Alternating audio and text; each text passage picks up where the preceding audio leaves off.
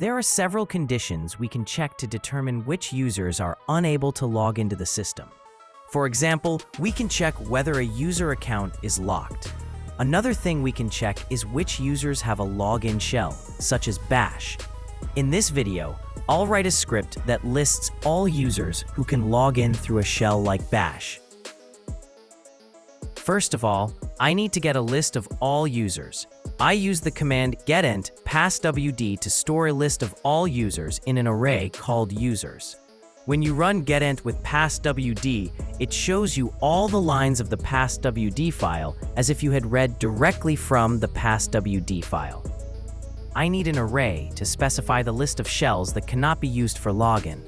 I could have used login shells like Bash, but since the number of non-login shells was fewer, I used those instead.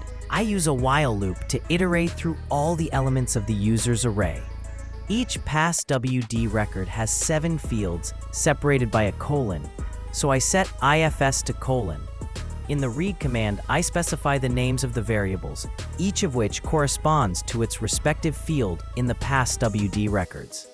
If I don't want to process a field, I use an underscore in its place.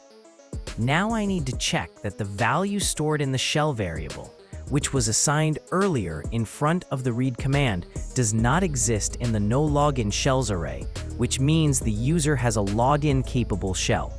The @ symbol in the no-login shells array means access to all elements of the array. Now I can print the information of users who can log in through their shell, such as user ID, username, and home directory.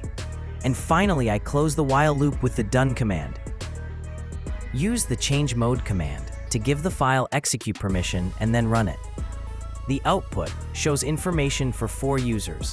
1 of them is root, 3 are regular users, and 1 has a non-login shell called sync, which you can also add to the no-login shells array.